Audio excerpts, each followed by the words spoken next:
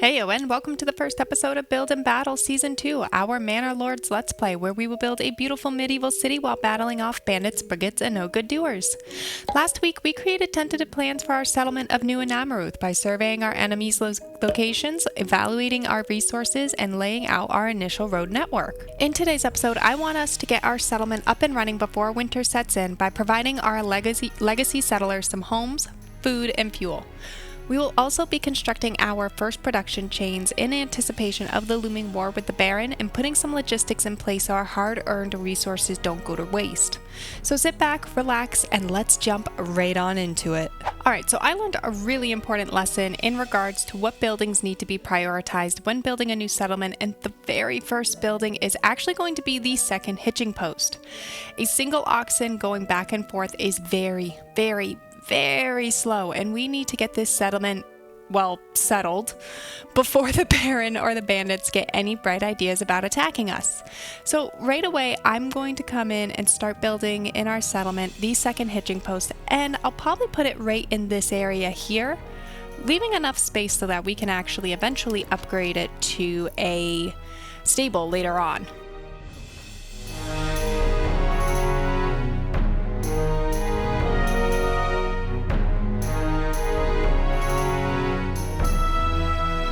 Perfect.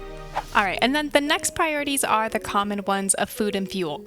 So let's start with food, and let's come into this area right here and start building our hunting cabins so that we can start bringing meat to the settlers. And food, just in general, to the settlers.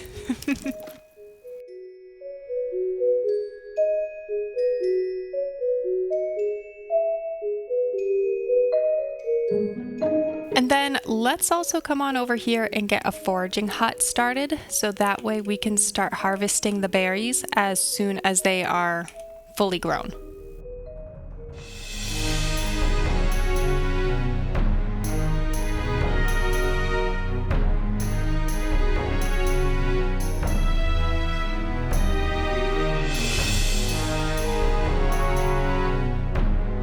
Awesome. So now we've got a little bit of food coming in. Well, once these build in. The next priority is bringing in more lumber. Because we start with, I believe, only 8 lumber, we are going to want to prioritize chopping down trees and bringing in more wood. So let's get a logging camp constructed and start thinking about the next lines of production we will want to prioritize once we are felling the trees. And I think if I come all the way out, we have this section here which is going to have a lot of resource production. I was going to put it up in the lumber camp up in this area, but I think actually we're going to prioritize it down here. So let's come on in here.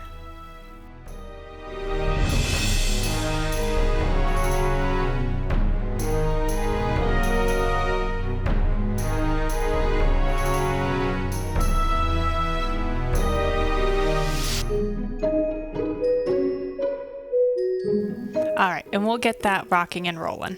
And I know right away we are going to want to get our firewood up and running as one of our first production lines, since winter is coming soon and our settlers are going to need something to burn to keep them warm. So let's snuggle in a firewood camp right here next to our logging camp.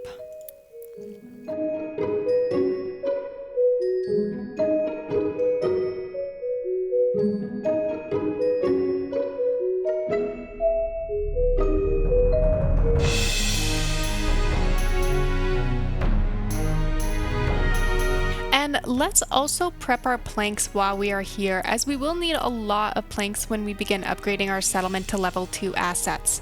We won't assign a family to this just yet, but I want this constructed and ready to go, because as soon as we have more people moving in, I am going to want to start stockpiling our planks.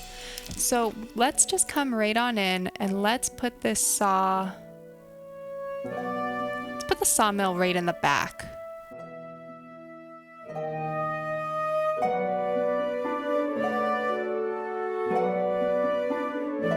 And finally, I will actually start collecting from our stone camp now.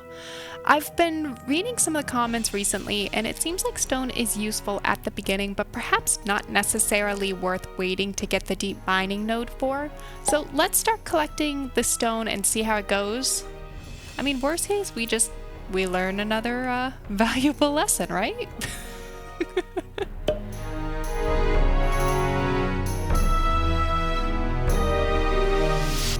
There we go.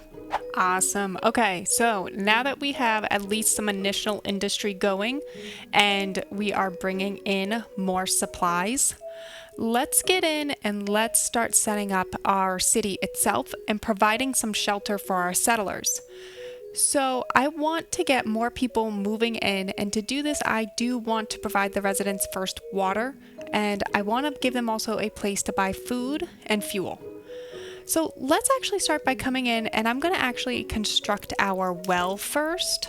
So if we come in to the residential tab and we get the well, we also get our underwater vein overlay, and I think I am going to want to place this, how about right here?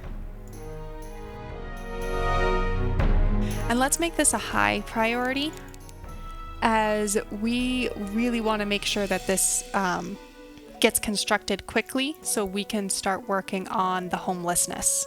All right, and while we are waiting for the well to be built, let's also come on in and let's set up a incredibly large marketplace here. I think what I'll actually do, because I might want to add something in the corner up here, let's come on in with our marketplace.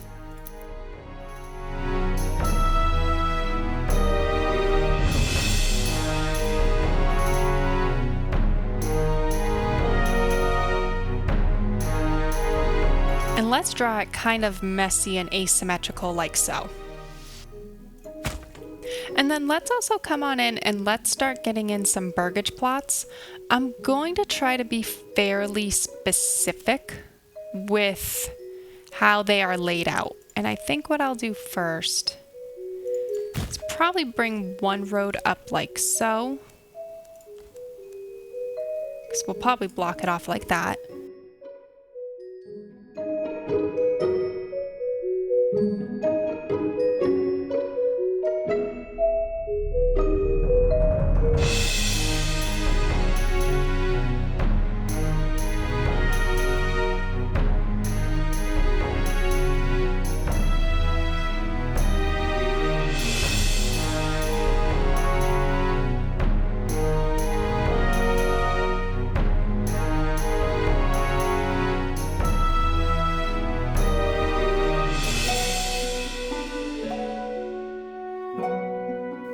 All right, let's give it a minute just to get a little bit, oh, perfect, a little bit more timber in. And then let's make this a very high priority and time lapse it out a little bit.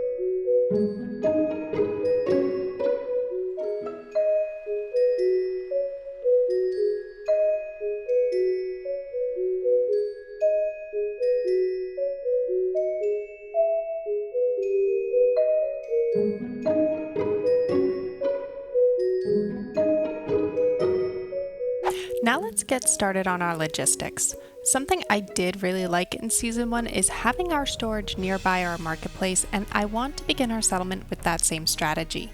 So let's get a granary, and yeah, this time let's actually make sure we get a granary and not 2 storage houses on accident. And let's just get it nestled right on in between the marketplaces here.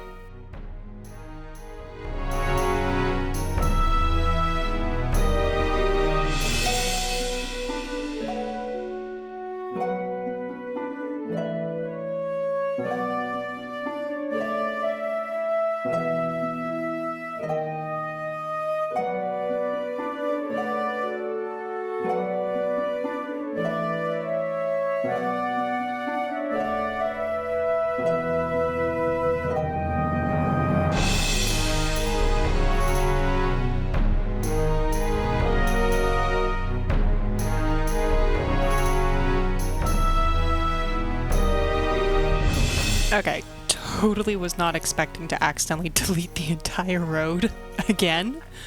But that was kind of cool how that road mechanic just kind of clipped into each point here. I really kind of like that it does that.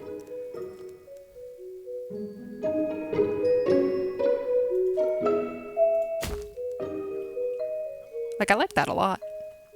But okay, so now we have some storehouses coming in here, a granary and a storehouse. Alrighty, and I think that is just about going to wrap up episode 1.